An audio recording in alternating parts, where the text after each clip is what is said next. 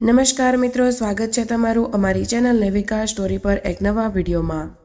મિત્રો, ચૈત્ર નવરાત્રિમાં કોઈ પણ નાની વયની કન્યાને આ એક ખાસ વસ્તુ આપી દેજો, જેથી માતા દુર્ગા તમારા તથા તમારા પરિવારની તમામ સમસ્યાને દૂર કરી દેશે। તો મિત્રો, તમને અને તમારા પરિવારને ચૈત્ર નવરાત્રિની હાર્દિક શુભકામનાઓ। મિત્રો, માતા દુર્ગા તમને સુખ, શાંતિ અને સમૃદ્ધિના વિશેષ આશીર્વાદ આપે। મિત્રો, ચૈત્ર નવરાત્રિનો પવિત્ર સમય આવી ગયો છે।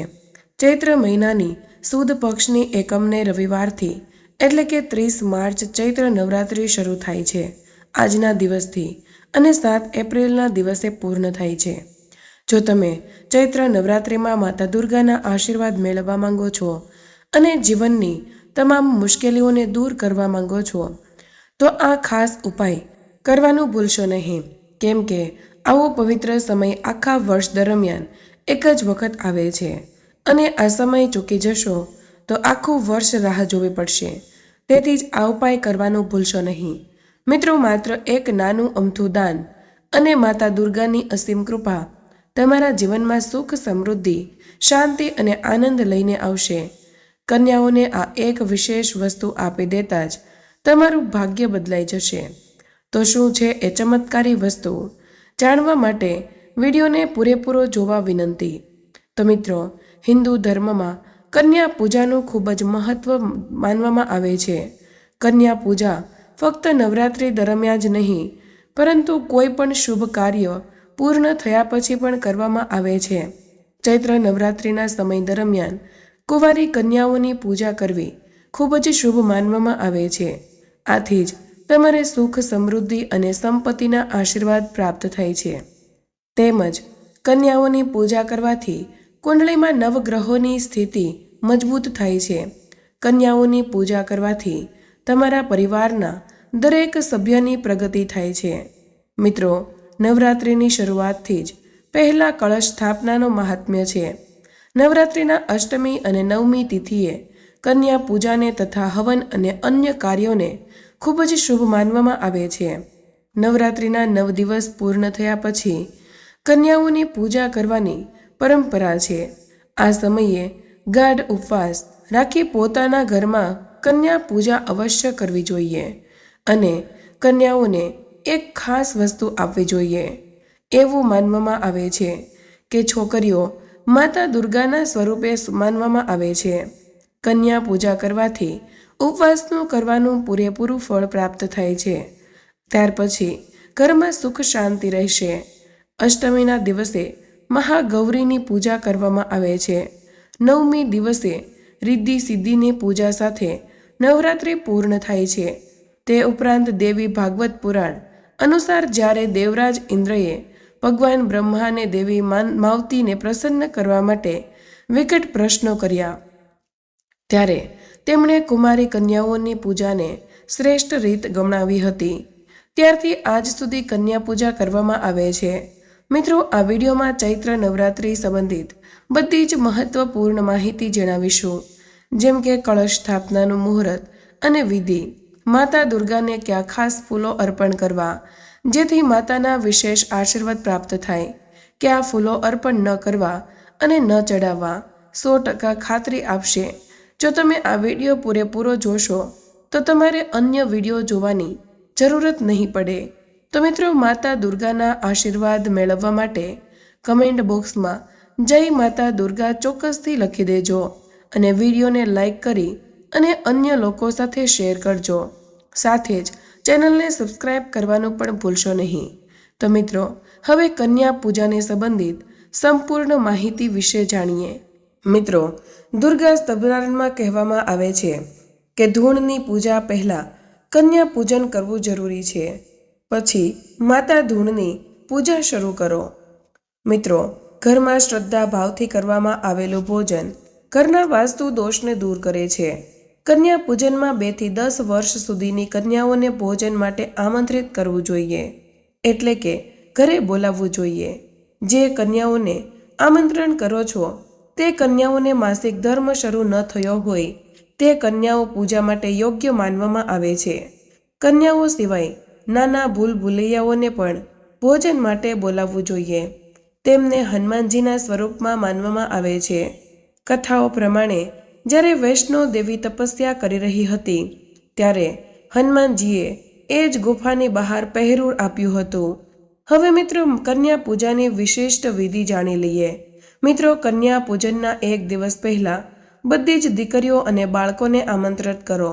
જ્યારે દીકરીઓ અને બાળકો તમારા ઘરે આવે છે ત્યારે તેમને પાણીથી તેમના પગ ધોઈને તે સાફ કરો. ત્યાર પછી કન્યાઓ અને બાળકોને બેસવા માટે યોગ્ય આસનની વ્યવસ્થા કરો, એટલે કે તેમને નીચે જમીન પર બેસાડશો નહીં. પછી છોકરીઓ અને બાળકોના હાથ પર મૌલી બાંધો, તેમને તિલક કરો. ત્યાર પછી તેમને ખવડાવો. કન્યા પૂજા માટે હલવો અને પૂર્ણ પ્રસાદ તૈયાર કરો. ભોજન કરાવ્યા પછી કન્યાઓ અને બટુકોને મસ્તક પર કંકુથી તિલક લગાવો.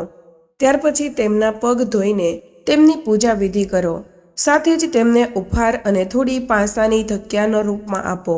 કન્યાઓ અને બટુકોને ઘરે પહોંચાડવામાં સુધી તેમને પૂર્ણ સન્માન કરો, કારણ કે આ સમયે કન્યાઓ સત્તારૂપ માતાનું અવતાર માનવામાં આવે છે.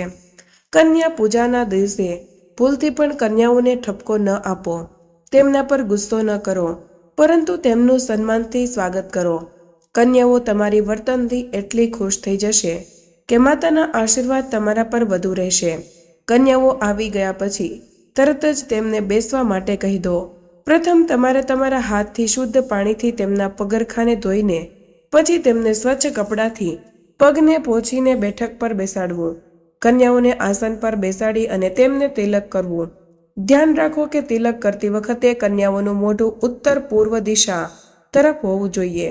તો જ તમારું કન્યા પૂજન પૂર્ણ થશે.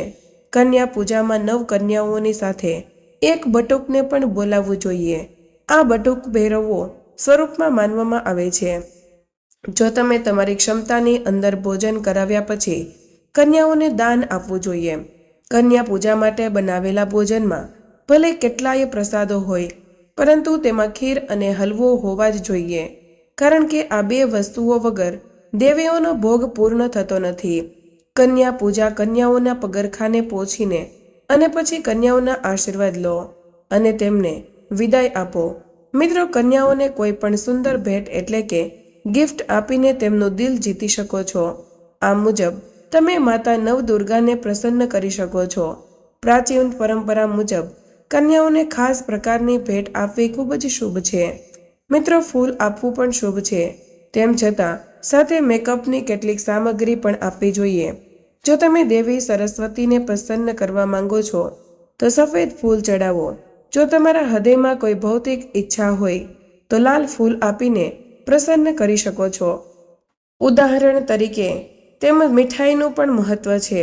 હાથથી બનાવેલી ખીર, હલવો કે કેસર ચોખા તૈયાર કરીને ખવડાવવામાં આવે તો દેવી પ્રસન્ન થાય છે.